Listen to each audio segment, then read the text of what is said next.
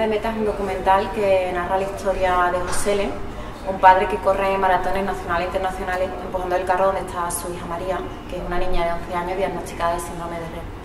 Entonces la película, de 1 hora de duración, lo que narra es el periplo deportivo de estas pruebas que va haciendo Josele a lo largo de España, con la realidad familiar a la que se mete una enfermedad rara. Eso fue lo que hice. Probé, vi que le gustaba y me dediqué a correr con ella.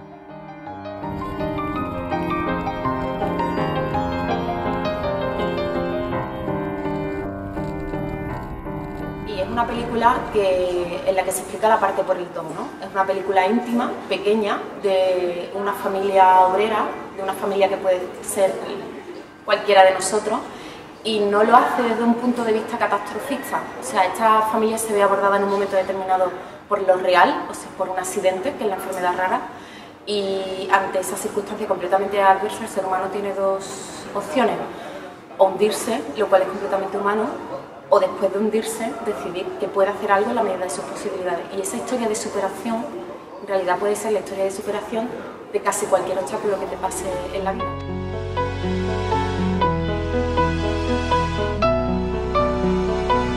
También me ha hecho ver la vida de otra manera, distinta.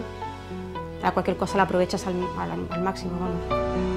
Su objetivo es dar a conocer la enfermedad y reivindicar que los niños con enfermedades de baja prevalencia existen, aunque no se investiguen en su tratamiento.